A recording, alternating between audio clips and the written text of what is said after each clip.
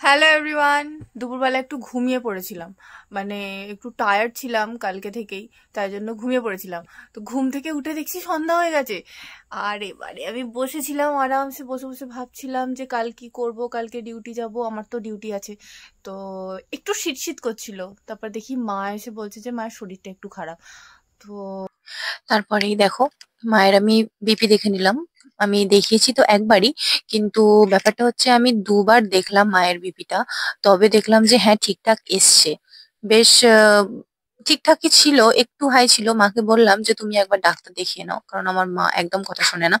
তাই আমাকে বারে বারে সেটা বলতে হয়। এই দেখো, এটা আমি সুগার দেখে নিচ্ছি। তাই সুগারটাও দেখলাম বেশ হাই, মানে মোটামুটি 300-র ওপরে। যারা সুগার পেশেন্ট তারা জানবে। যাই হোক, তো সুগার প্রেশার মেপে নিয়ে এবার আমি বিছানাটা একটু গুছিয়ে নিচ্ছি, মানে বালিশগুলো গুছিয়ে নিচ্ছি। আর থাকবো আমি কম্বলের তলাতেই, কারণ এত শীত করছিল আমার সেই দিন। তাই কম্বলের তলাতেই। তো তারপর দেখছি যে ও ঘর থেকে কিছু একটা আসছে শব্দ। ঘরে গিয়ে দেখলাম ফুচকা খাচ্ছে। এর তো খুব মজা, ফুচকা মানে এর তো সবকিছু। তোর কেমন লাগছে ফুচকা ঝাল? না। না, ভালো লাগে না ফুচকা? কি বলিস?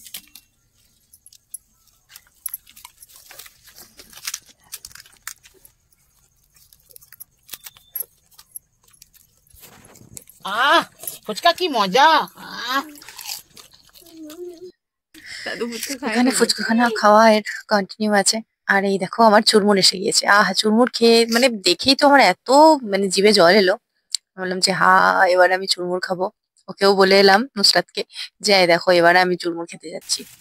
আমি একটা ফুচকা ওদের সঙ্গে বসে খেয়ে নিলাম, খুব মজা ছিল।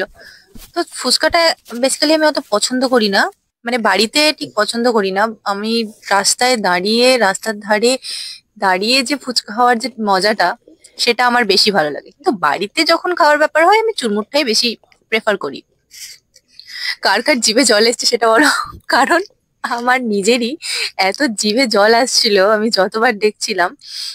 সিরিয়াসলি আমার খুব জিভে জল, আমার খুবই, মানে কি বলবো, খুব ভালো লাগলো। যাই হোক, তো আমি চুরমুর খাচ্ছিলাম, তো নুসরাত বারবার থেকে পাশ থেকে এসে বলছে আমিও খাবো, আমিও খাবো। কিন্তু অতিরিক্ত ঝাল ছিল, এত ঝাল ছিল যে আমারই চোখ থেকে জল এসে যাচ্ছিল।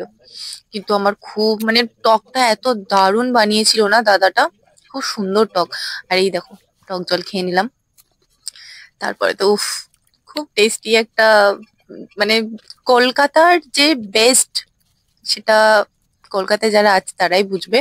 কারণ অন্যান্য জায়গায় আমি দেখেছি, মানে ফুচকা মানে অনেক জায়গায় আছে আলাদা আলাদা রকমের, কিন্তু কলকাতার যে ফুচকা, সেটা টক ছাড়া আর কিছু নয়। তো কলকাতার আমার অনেক জায়গায় আমি ফুচকা খেয়েছি, যেমন আমার ইউপিতে খেয়েছি, উড়িষ্যা খেয়েছি, কিন্তু আমার সব থেকে বেস্ট ফুচকা আমার কলকাতারই লাগে। কলকাতার ফুচকা যে একবার খেয়ে নেবে, বাইরের কোনো ফুচকা তাদের ভালো লাগবে না।